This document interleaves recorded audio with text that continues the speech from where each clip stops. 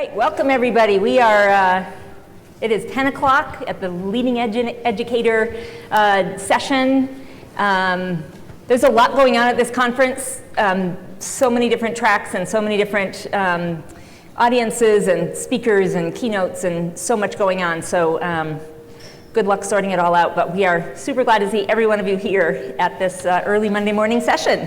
So we're going to start by, I'm going to have folks introduce themselves just to make sure you kind of hear people's voices and understand what they're doing. This is a great panel that is focused on global learning and how do we engage students very quickly and deeply and realistically, relevantly, all those words, in solving global challenges. So what are the protocols, what are the ways, what are the barriers, what are the policies? And we have four amazing people that kind of see different sides of the elephant, but also I think all of them see the whole picture. So really excited to jump in. We will have 25, 30 minutes of conversation here, and then we're going to open it up for questions. So keep track of what you're thinking, whether you have a comment or a question. We will have a microphone. We'll actually bring the microphone right up to the middle, so ask you if you do have something to scoot up into the middle here when we ask questions, because we have these super bright lights staring at us and we can't really see the second half of the room that well. So. All right, so starting with Matt. Matt Doyle is the Interim Superintendent of Vista Unified School District. You want to kind of say a little bit about what you do and what you're thinking? Sure, it's a pleasure to be here. Kicking off the, 3-day tour at ASU GSV. We actually hosted ASU in San Diego last year. It was really exciting. We are a fairly large school district of about 22,000 students in the corner of San Diego. And our focus is kind of bringing globally within our school district this personal learning challenge. And so our school's in the process of transforming our focus from more of a teacher-centric to more learner-centric approach to teaching and learning. And in particular, one of our high schools just recently won the XQ Super School. So we're one of the 10 schools that won the award. We have some folks in the audience here, Jackie and Craig, that are leaders of that. And our focus at that high school is if we can reimagine a traditional high school of about 2,600 students, focusing on, in particular, challenge-based learning and also the UN Sustainable Development Goals, we can project some of those learnings down into the middle and elementary schools. So that's our focus for now, and we're our first year into it and looking forward to having a conversation about developing global competence. All right, and next is Jose Torres. He is the president of the Illinois Math and Science Academy. Welcome. Good morning, everyone. Good morning, panel.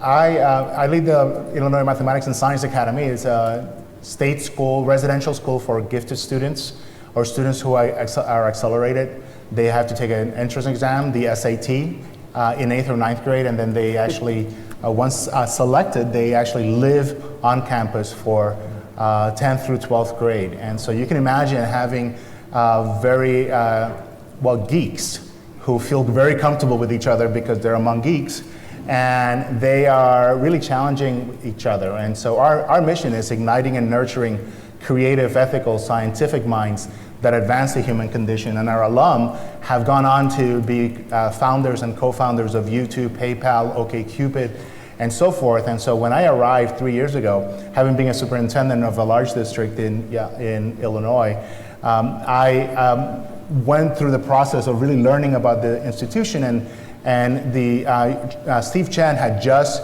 awarded us $1 million challenge to create an innovation center, incubator, very focused on innovation and entrepreneurship.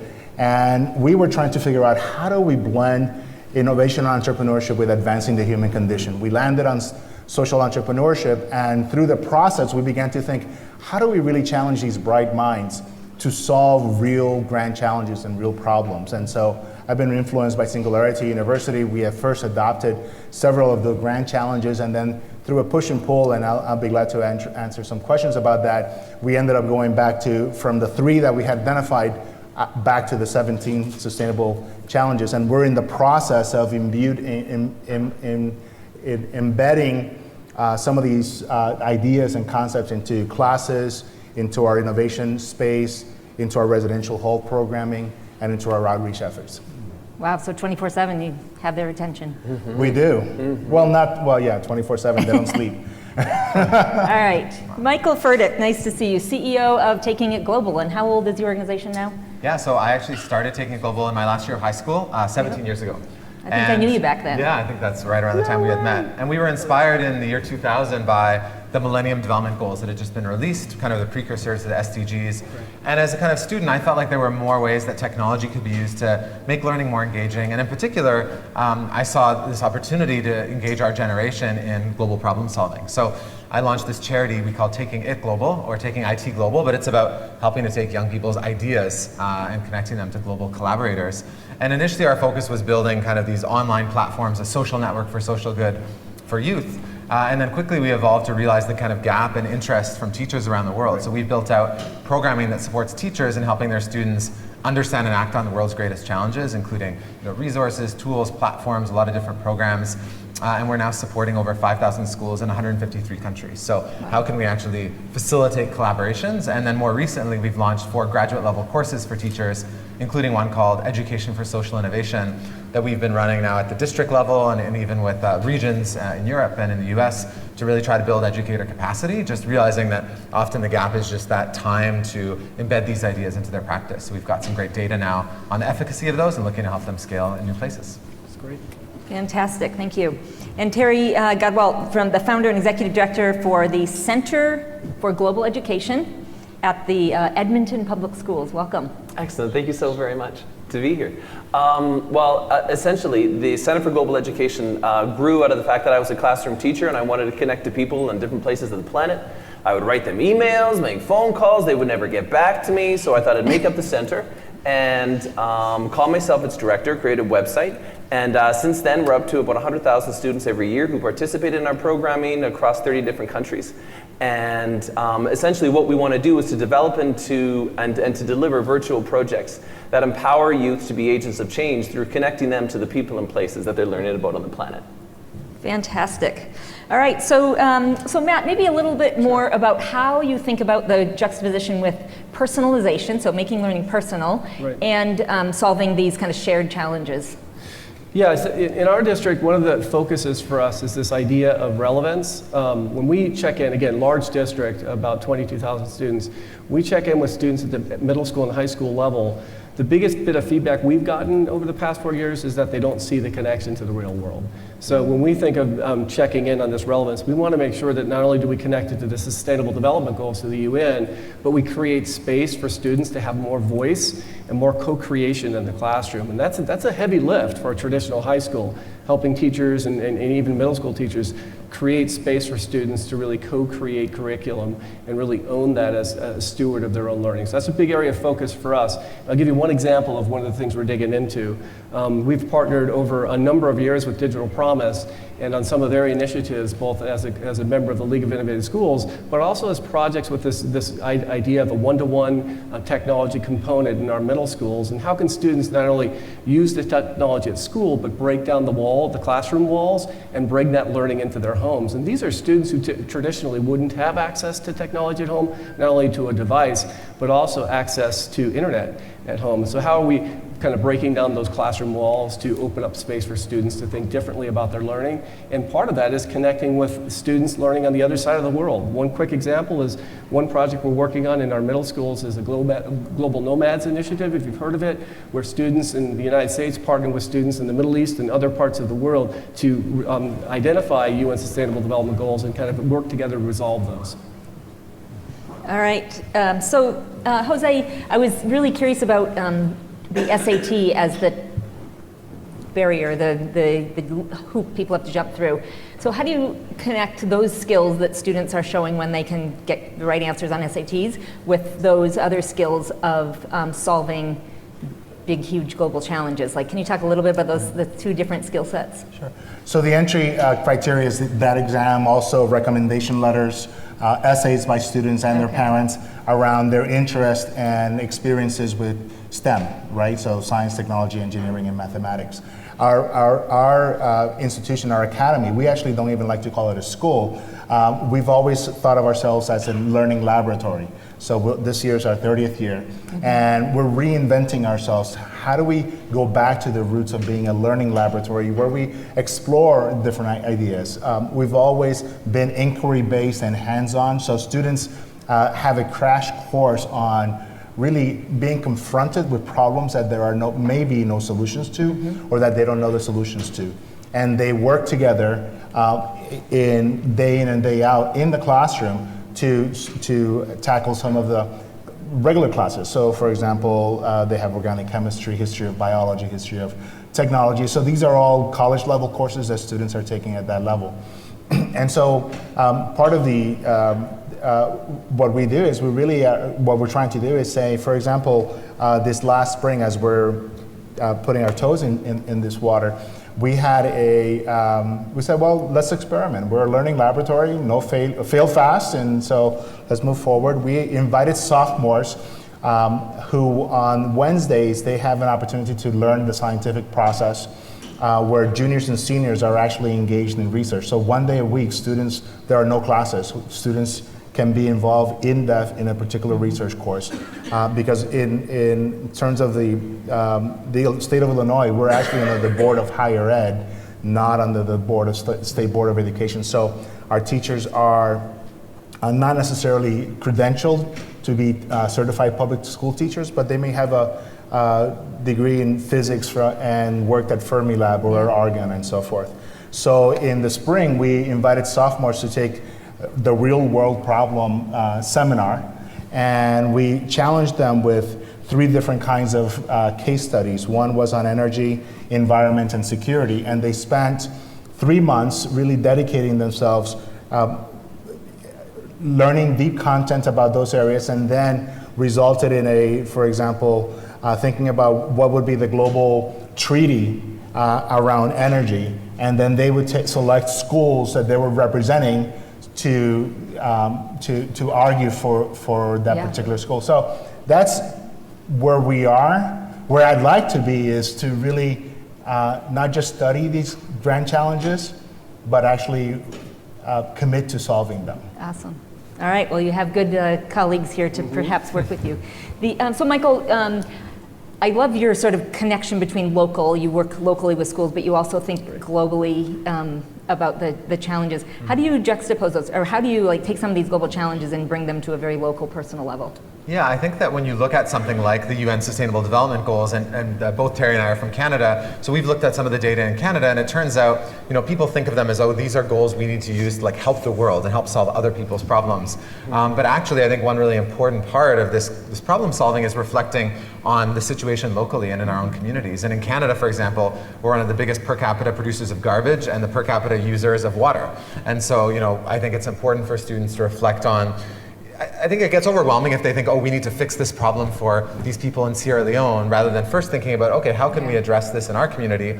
How can we learn how others are addressing it in their community? What can we learn from that exchange, rather than this kind of traditional aid or development model of we're going to solve the problem for you? So that it's important, I think, that in building these global collaborations, that there is a two-way exchange. It's not us helping, but it's learning from one another. And I think that bringing those SDGs down to the local level and looking at what can we do about water waste or garbage production in our own schools and communities. We've launched a program called the Low Carbon Lunch, for example, because food is one of the biggest contributors to our carbon emissions. And so looking at waste-free, organic, locally sourced foods, vegetarian, especially meals, is quite important. So how can you make those local changes? And that then gives you a sense of progress that then might inspire and support those global exchanges to seem a little less kind of complicated or daunting. That's great. And then they also get a sense of how their actions actually affect people much farther away. Really, and we've launched an app for kids called Commit to Act that actually helps them track and share and compete with other schools on those actions. So making it very tangible for them in terms of here's the 100 things you can do on a day-to-day basis to reduce your impact on the planet. Awesome. So Terry, love that you hung out a shingle. Nice job.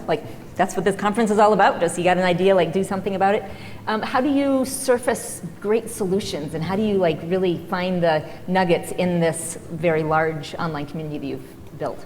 Well, I think one of the most important things is to find good partnerships. So whether we're working with groups like TakingITGlobal, who we have the privilege of working with a lot. Actually, this last, I see Tony here from the Asia Society, and working with the Asia Society, working with UNESCO World Schools. We just finished a collaboration, actually, where we brought together over 1,000 students from 11 countries, and they presented a paper at the World Forum. on what global citizenship is. And this is the power of youth that we have, is that not only did the students get a standing ovation at the World Forum, but they had secretary generals from countries stand up after their presentation and apologize for not involving youth in some of these critical world issues that are there. If we really allow youth, not just we're going to have a pizza party and we're going to do this, but we have the technology, we have the tools where these youth can meaningfully collaborate together. In this last project, they spent 10,000 hours. We have a project coming up for the UN Climate Change Conference in which over 100,000 students are going to collaborate, and for over a 250,000 hours. But when they spend that time looking at these problems, looking towards these solutions, they can actually have a genuine conversation and a genuine voice at the table that they need to have. Awesome. So what are, I guess we've heard a lot of examples, and maybe just a couple more examples if anybody has kind of another example of a project or something that you think is not just a unicorn, but something replicable or something that you think other people could take and do. Jose? So, in fact, I brought a copy of an article on the back page of the CAPN for anybody who would like. Nice. It's entitled to Engage Students in STEM, Engage Them in the World. And we talk about a hackathon that we did at our institution where we invited 6 or 7 schools from our region to come into our space. We worked with the Illinois Department of Health because the governor wanted to really address the issue of lead. So it's not one of the grand challenges, but it's a local problem. And the students spent Friday night mostly learning from experts. We had 18 experts come in, epidemiologists, medical folks, data scientists, share with them what are the problems around lead exposure and testing students and the impact on students, on young people. Then the students were challenged with 2 problems, really. How do we increase awareness of lead exposure? And second, how do we increase the number of people getting tested, or a combination of the 2? And so these 43 students spent Friday night, Friday, all day Saturday, and on Saturday afternoon, they pitched their solutions to these panel of experts. One of those solutions, not one from not from IMSA, one of the local people that we will not invite in the future. No, we will invite them. Their application was really to notify people if they were in an area of high lead exposure and what resources were there, is being taken over by the technology department in the Illinois State Department to take it to the next level and actually create it. So that is a tangible. Fantastic. We can help people duplicate that. Right. And it was a great example of working with both local schools, local governments, and the state government for a purpose that we had no business doing that, but except that we had raw energy and sort of the beginner's mind addressing a problem that's been a very intractable problem in the medical community. Great. Absolutely. I got a great example of one that we're working on. So we had the pleasure of being invited to participate in an international study of how schools can infuse creativity and critical thinking into the curriculum. Especially in the United States, we all know there's an over-focus on literacy and mathematics, oftentimes at the expense of the arts and other areas. And so they're, through the Organization for Economic Cooperation and Development in Paris, they're actually in the process of rebenching the PISA exam for the year 2021, and one of the areas they want to kind of infuse into that exam is how are students developing kind of deeper understandings around creativity and critical thinking. What does that look like in the classroom? So the project that we're working on is focusing at grades 3 and grade 8, and they're actually working with 13 other nations to develop different forms of lesson plans to show teachers how to infuse creativity and critical thinking across all content areas. And the goal at the end of this project is that there'll actually be sets of ideas, curriculum, unit plans that can be shared internationally in all the different languages, so that teachers can really dig into this idea of how do we prepare students to think creatively and use their critical thinking skills. And when we think about some of the latest research, just a week ago that's been out, says 42% of all jobs will be eliminated in 20 years due to automation. This idea of teaching content isn't going to work anymore. We need to really promote students' creativity and critical thinking. So that's a really great example of a project we're involved in. Yeah, great example. I think a core element of your example of the hackathon, because we do a lot of hackathons too, we're doing one this summer with the Vancouver Aquarium and some local schools for them. I think it's this concept of partnership, and I think that's what really the transferable element is. And I know that Terry's organization within his district has built so many great partnerships, and I think that's what we're seeing in Vancouver with the schools. So finding ways to partner with, whether it's local government or local nonprofits or even local businesses, they've got all kinds of challenges that they would love fresh perspectives on, and I think that'll provide the meat for the kind of relevance and authenticity. We talk about relevance, authenticity, and depth as the kind of three values. So, is it a real problem? Is there a real audience? And does it engage students, way beyond the school day? So that kind of partnerships and looking at models like hackathons, or ideally, our professional learning focuses on how can we help teachers build the capacity to bring that into the curriculum as well so that every student can benefit from those. But it really starts with partnership. So whether it's helping to build teacher capacity or creating a role at the district to build and cultivate and manage those partnerships, I think partnerships are key to building any kind of initiatives like these. So let's dig it a little bit deeper on that. And Terry, maybe what are the other design principles? So if you're thinking about this, what are the common elements? Partnerships, absolutely. What are some of the other sort of core elements that you see across all of the examples? Absolutely. So we run a format called the virtual town hall, and essentially what it is that we want to engage students over an extended period of time, where they have a medium in which they collaborate. So I would say a collaboration medium is going to be central to this. Partnership, collaboration, but then also bringing in that outside voice. So these students are collaborating, they're blogging, they're creating videos, but then we have, through this medium, we have a series of graduate students from across the planet who then provide students with feedback based on the work that they're doing, because the teachers just don't have time to do it. Right. And you know what, there's a ton of graduate students out there who are just desperate for someone to listen to them. And so we provide that medium. So there's the collaboration, there's the partnerships, but then there's also the outside expert voice that comes into it. And then after the students have collaborated over this for extended periods of time, some of these up to 3 months period, right? And then they'll have an opportunity to synthesize the work that has been done and present it to an authentic audience. So I think the element of synthesis is actually fundamental, and then the lastly is the element of presentation. This isn't just for the audience, right? This isn't just for my teacher, right? This is for, we bring a team, 16 countries to the UN Climate Change Conference, 11 countries to the UNESCO World Forum. We're meeting with our Minister of Education on Thursday to present how to create spaces of reconciliation in schools. There is a reason to do this, and it's not just to sit in the bottom of my backpack.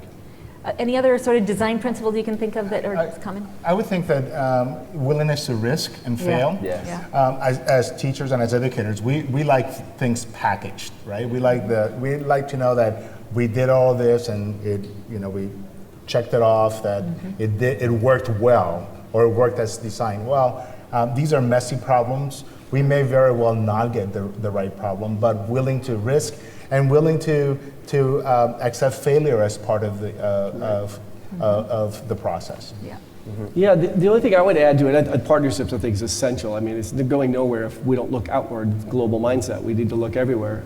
I think this concept for students of this entrepreneurial mindset, and what does that look like? And how do we create space for students to think from an entrepreneurial perspective as opposed to having a traditional learning organization where we pretty much determine what their learning path looks like? How can we create learning pathways that can go in multiple directions based on partnerships that we develop across the globe, or based on a project that's set out based on a UN Sustainable Development Goal? I think that's real critical. Very easy to say, hard to do, especially in large organizations. So, the other thing that's hard to do is there's also another design principle which isn't always possible, but the taking action. So many times we bring students all the way to designing a solution and getting and presenting it, and then it's like, okay, we're done with that. But how do we also take that further to taking action, do something? Any ideas on that? And I think it's putting some money behind it. We're working with our Provincial Ministry of Economic Development this summer to give 20 high school students who've been part of our programs a $3,000 grant, a month residency at a university, and then mentorship for 6 months to launch their ideas. So whether that's within a school or from the government, how can there be pockets of money? There's a program in Canada called Summer Company where any student nationally can get kind of some similar support for any idea they have. And then how can we link that to validation? So, I actually left high school to go work at a startup I was working on and then got my credits through a very convoluted method of demonstrating what I had done. But can we then validate some of those students who have opportunities or pursue their ideas, how do we create like a learning structure around it? But I think it starts with resources that they need to get started and mentorship.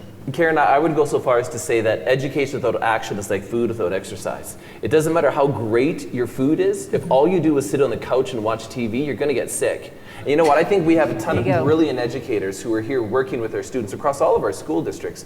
But essentially, we wonder why students aren't involved in civil society, why they're not voting. Well, it's because they've been trained for 13 years to sit and listen to a teacher, right? As opposed to saying, I'm going to learn something. Why? I'm going to see a challenge that's happening in my classroom, whether it's our little kids looking at melting ice and in the context of the melting the polar caps, but they're moved and they want to act on this, and then they have 13 years of being told, okay, it's time for the next lesson. Yeah. Right. And so what happens when they graduate? Well, I'm going to change the channel and go to the next issue. We have got to provide them an opportunity for action. Right. You know, Karen, I have one more thought that I think might be helpful in terms of taking action. So again, our focus is on our school district at this point, and for us that's enough of a lift. But we're focusing at our high school, that's the XQ Super School, on actually throwing out the deck in terms of the courses students take and reshuffling, creating new courses for students. And I'll give you an example of a course that Craig Gastar is actually in the audience right now, our internal director, has developed. It's called a challenge course, where it's not based on content, but rather based on how do we identify challenges, both in our community, in our school, in our community, in our larger state and within the world, and how do students take action to resolve those. And we're using challenge-based learning as our kind of learning engine to identify what are those challenges and how can we really hold ninth graders accountable for identifying a challenge in their own school and resolving it, taking action, and then 10th graders identifying a challenge in our community, our locale, and how do they resolve it with businesses. And then juniors identifying a challenge in the United States and how they work with other students in the United States to resolve it. And then seniors, the capstone project is to identify an international challenge and work with some of the international organizations and partnerships to resolve that. So I think that's a really salient example of a district that's really trying to flip the script on teaching and learning at a high school level to really shift it toward challenge-based learning. Yeah, and the taking action is absolutely part of that whole protocol with challenge-based learning. Yeah. Two additional thoughts, Karen. One is that you have to give the space in the curriculum and during the day for students to do these kinds of things. So next year, our senior classes that are focused on history are going to end 5 or 6 weeks before the end of the term to allow students to get involved in interdisciplinary projects where they could work across disciplines, across faculty, to really work on a particular project. So they're going to have that kind of time, and because of our institution, we have the flexibility to do that. The second one is that our director for research is really committed to solving climate change and water problem.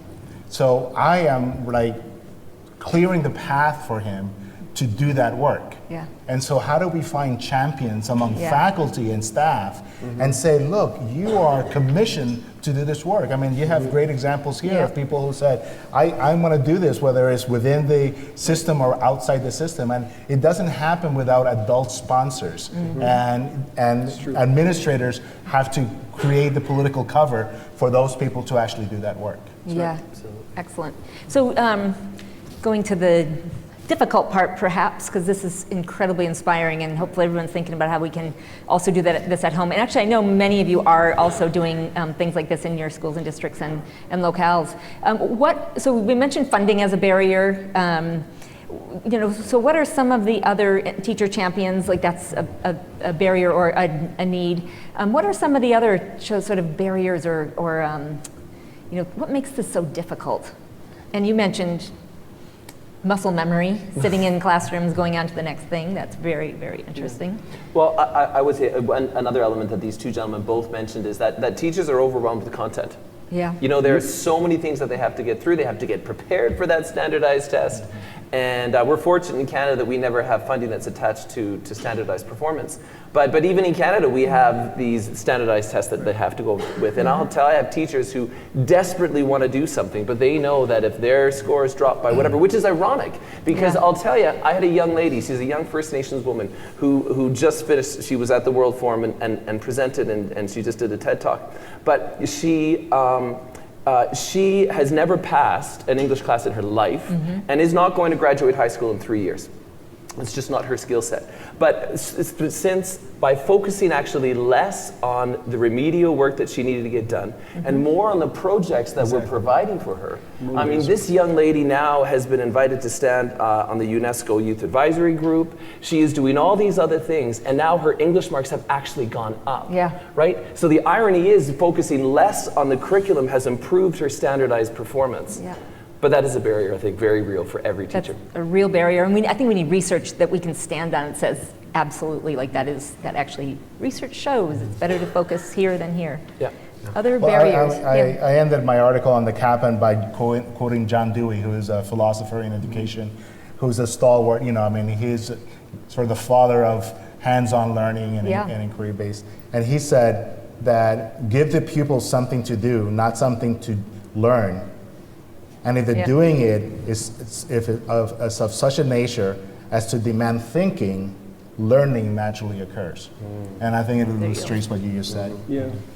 Yeah. The only thing I would interject on that is there are clearly state requirements, and those requirements oftentimes put barriers up that slow the process down. But I actually think the biggest barriers is the mindset of the educational institution, whether it be superintendents or teachers or all of us together, and sometimes we just get caught in our own biases. One of the things I've learned the most from this XQ process, a part of it has been challenging, other parts have been liberating, is this concept of really the interconnectedness of the traditional content, because we need content. Content's important, but also the social emotional connection, and that's that entrepreneurial, how do we get together, and what's that intersection? Because ultimately, it's that flexibility that will create it. And I think we all talked about space and time for flexibility. And I think that the biggest barrier for me as an educator in California is there's not enough space for flexibility. Yeah. That's what I would say. I think the other gap is just a little bit of support with measurement. I think we tried to do that a little bit in an initiative we launched called Future Friendly Schools, where we actually crowdsourced indicators for global citizenship from about 4,000 people in 100 countries as part of a research project I was doing.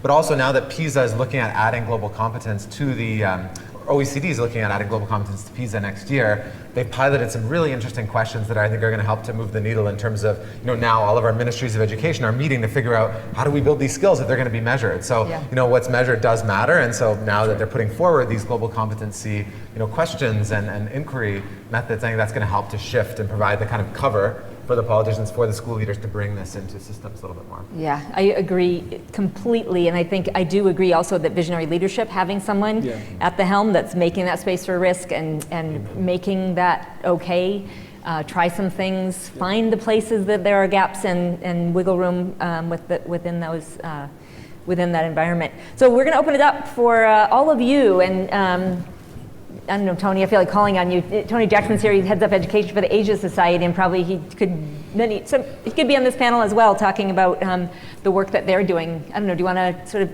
and there's a microphone right here. Well, I mean, you began to get into it at the very end. I mean, what we do is not dissimilar to what these folks are doing here and trying to develop ways in which teachers can develop the capacity to develop these global competencies in youth on an ongoing basis. And we've taken the tact of trying to actually think about how can teachers reframe their course content within a global, a project-based instruction approach to look at global issues and use that as the medium by which they teach English, math, and science and so forth. But I mean, the question really is, and continues to be, like, how do you do this at scale? And particularly in that view, how do you begin to change the mindsets where teachers don't view this as something that's sort of competing with their normal schedule of activities, but rather that which can enhance their own capacity to engage kids in learning? And I'm thinking particularly in spaces where teachers are under a lot of pressure because they're in some sort of turnaround situation, or there's a lot of pressure around to raise test scores, particularly in low-income and minority communities. So what are your best thoughts about how this becomes, rather than sort of on the fringe, the really mainstream of the way in which education can occur? I could jump in. So in our district, again, relatively large district, and most of our schools are large schools. The high school I was mentioning earlier is 2,600 students, so fairly large. Our approach has been to help teachers think differently about student learning, and our focus is on strength-based education as opposed to kind of this deficit-based model that we're coming off of. So if you think of No Child Left Behind, it's really predicated upon a deficit-based model. So we're approaching it from a strength-based perspective, and what we're engaging teachers in is this challenge. We call it a personal learning challenge, to really understand deeply their students and their students' strengths. And by understanding their students and students' strengths, what we're finding is it's actually creating space in their lessons and their lesson plannings for them to really play off their students' strengths. It seems like a simple opening on-ramp, but it's actually having a pretty profound impact in our district. And then that has to start from the top. And that communication, we've been communicating that message for 3 years, and so we're beginning to see some initial kind of tide change as it relates to teachers thinking about the learning that's happening in their classroom, and we're seeing some kind of bits of evidence, some artifacts of students kind of taking a little bit more control over their learning. So I would say strength-based. I think another, sorry, go ahead. No, go ahead.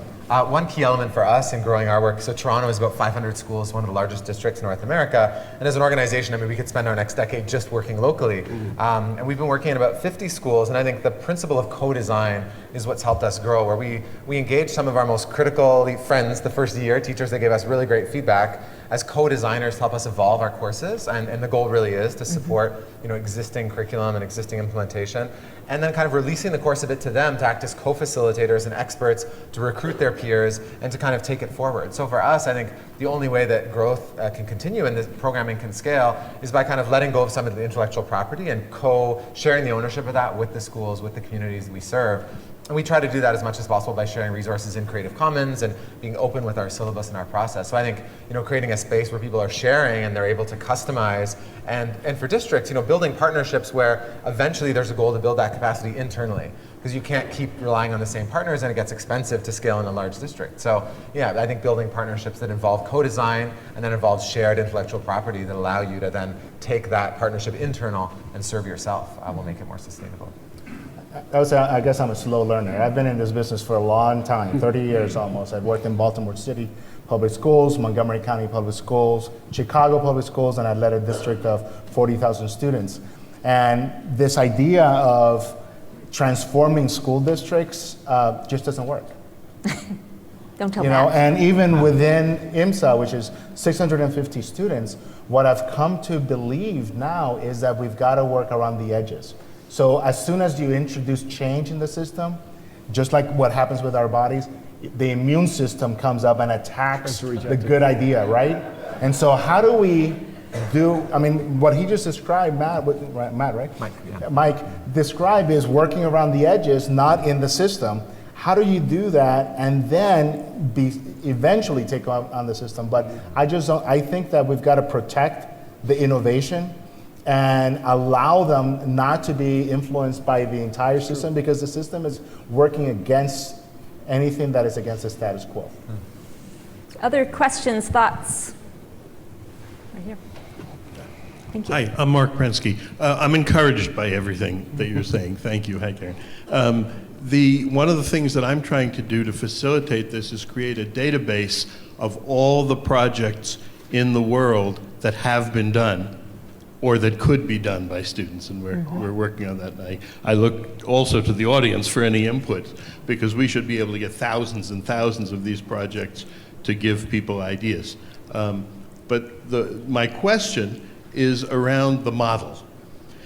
And the model we've always had, which I think you kind of described, is we educate individuals.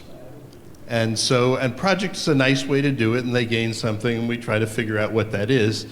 But I see, and I wonder what your comments are, the model changing to, we're improving the world. Education is the improvement of the world, and the individuals, instead of just hoping that they'll do it someday, they actually do it as their education.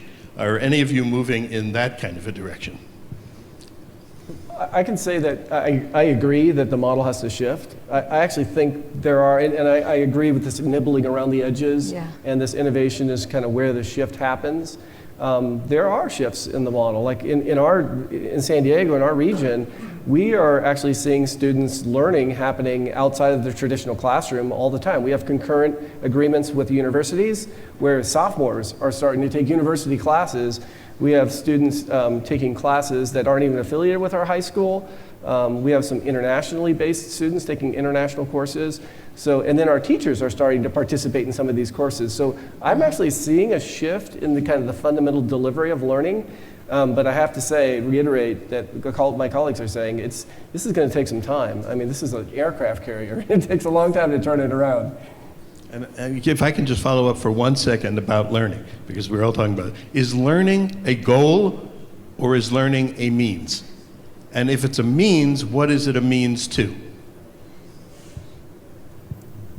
I personally believe that students, if you really believe that youth have power to change, they can actually change and improve our world. And by doing that, they'll learn. Yeah. So I think learn is the outcome, not even the means. It's actually the outcome of what they set out to do. Yeah, I think we're definitely on board with the kind of vision you articulated. I think one of the most important things Terry mentioned before is that the audience, it's one thing if they create these pretend projects, but if they actually can execute and implement them or have authentic voice. In the US, our sister 501c3 is accredited with the UN. So it means over the last 15 years, we've had over 1,000 students attend real UN conferences to present their ideas, present their work, influence their politicians. So I think it's providing that access has been the challenge in the past, and that feeling of connectedness. We launched our app because I was discouraged in middle school that no one wanted to start an environmental club because everyone felt like their actions couldn't make a difference. So I feel like education really could be a vehicle for creating change and solving some of these issues. But I think finding projects and exemplars and making it accessible for teachers to feel like that's something they can do within the scope of their class is the tricky part. Yeah, and getting from the top tier to a way larger set of folks. The other thing is that these projects are not going to be solved in a year or 2 years, 3 years, right? So that's where, again, the sponsor, the teacher who really values this idea will, at least at IMSA, will work with cohorts of students, just like you do in science. It takes a long time to develop a solution for cancer or a cure for cancer or whatever. And so there are cohorts of teams that continue to build on the knowledge. And so that's why, again, I think sponsors are really critical. Mm-hmm. Other comments, questions, thoughts, ideas? One over there. Back here. Right there. Mm-hmm. And please introduce yourself. Hi, I'm Eric Lavin. Just want to start by saying it's a wonderful, wonderful panel. I just came from industry as educator. And on the panel, we discussed partnerships as being a key theme. And I'm curious on your experience, your thoughts on how you partner with industry and actually government and civic organizations, because we're talking about solving big challenges and local challenges, and a lot of the knowledge on what the problems actually are and ideas about solutions are embedded in these organizations. And so how do you engage with them, and what are some kind of pitfalls in developing those partnerships? Yeah, we've done a lot of work with some of the largest companies, Microsoft, Adobe, Cisco is one of our key partners in Canada, a lot of tech companies. And I think that the benefit is that access to global scale and growth. Like we worked with Microsoft in over 30 countries to run kind of these type of hackathons for students and provide almost $1 million in funding with Microsoft and Pearson, 2 student-led ideas. I think the challenge sometimes can just be their priorities shift, as everyone's does. And I think building a strong partnership with that shared intellectual property means that when the corporate priorities change, we retain the open intellectual property to benefit schools and to benefit people. So we think that partnerships across sectors are really important and give students that access into career paths and mentorship as well. Engaging employees as mentorship is incredibly rewarding for companies, and they're always looking for opportunities, and really important for students to support their future pathways. And I can tell you, working with on a number of global councils, that with local NGOs, there are local NGOs very much want. You go to a local NGO conference, the only session that's going to be packed is how to get school involvement, because they desperately want to get into schools and work with your kids. And so those opportunities are just a matter of reaching out and finding the groups that are that are looking to work in your communities because they're there. Yeah. What I would add is in our district, we have kind of a traditional career tech ed pathway that we have, and it's been growing. But what we found is that our approach has been not super successful with businesses. And the reason is because it's a teacher-centric approach again. So we're actually flipping that. We're kind of rebranding our approach to businesses, and we're calling it Talent Cities. We're actually pulling in businesses, CEOs and others, HR departments, and we're having them help build the script, them write the script. Because ultimately our goal is for our students to be employable day one after graduation. And what we're finding is a lot of our students, even students who are in advanced placement courses, are not employable immediately because they don't have the essential skills necessary for employers. They have the book knowledge, but not the essential skills. So we're actually flipping it now. We're focusing on how do we create ready talent in our school districts. And the only way to do that is to pull the businesses in and have them help us write the script. Co-design. Co-design. And I think, Co-design. and that's really important. And we have definitely found that so many companies are interested. They have their corporate social responsibility. But I think a big thing that corporations see is they see this skills gap. They see the jobs of the future, and they see that we better start now working with schools and switching the scripts, making sure we've sort of talked around the edges of the actual skills kids are learning through these projects. I think we could do a quick popcorn, and there are so many skills students are learning through these projects, and I think that's partly why corporations and industry is really interested in seeing some of these initiatives grow. Any just real quick, the skills kids learn. So problem solving, collaboration. Empathy is a really important Creativity. one too, And I would say one of the things that we need to, the idea of collaborating with people across the planet, of people going on trips and this whole global, this isn't new. I mean, we've been doing this for a long time. And one of the reasons that we continue to perpetuate some of the challenges that we have is that it's one thing for, just a quick example. There was a student, I was at a student presentation. They were all excited. They were going to go down to Central America. They were going to build a playground, and they were going to shine light in this community. And the question was never asked, well, why does this community need someone from North America to go all the way down to Central America to build a playground? Maybe if you ethically sourced your coffee, maybe, and such that the farmers were paid a livable wage, then they wouldn't need you to come down. I think one of the fundamental skills we need to have is we need to unpack the colonial frameworks that we have, that we're perpetuating, actually, in many of these do-good global projects that we have, and to say, what are we doing to actually perpetuate? When is our action that is meant in good actually creating bad? And so unless we give kids that critical thinking, but then also the ability to look within themselves and challenge some of the base presuppositions they have, we're not going to solve anything. Yep. We have a question all the way at the Global back. competence is yes, in the back. Yep. Last question. And while he's walking, I think complex problem solving is the #1 skill on the World Economic Forum list for 2020. So I think that wraps around all of this work. Hi there. My name is Brad. I'm from Memphis. I work for the school system there. And a lot of what I've heard from the panel is about creating more flexibility, whether it's about a shift away from content or potentially assessment.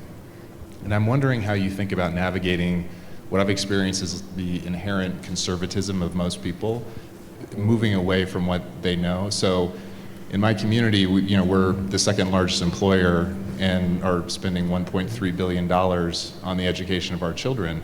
And I think there's a understandable public expectation that you be able to measure the results of what you're getting. So how do you think about navigating that conservatism? Because it sounds like what you're saying is that the institutions themselves are conservative, but my experience is that's true, but it's driven by people in the community who are also equally conservative. So how do you think about navigating that? Or if you disagree with what I'm saying, I'd love to hear that as well. Yeah, I'm mindful of the time, so I'll give it like a 5-second answer from my perspective. The way we're navigating it is that, I mentioned earlier, through this Talent Cities model, we're actually actively engaging businesses in kind of resolving new approaches and solutions for this entrepreneurial mindset.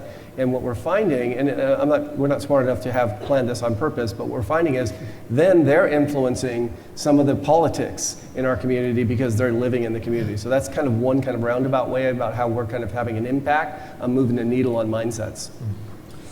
I would just suggest that you have to put students in front of the decision makers. The students are the best ones to articulate what they're learning and how they're impacting the world.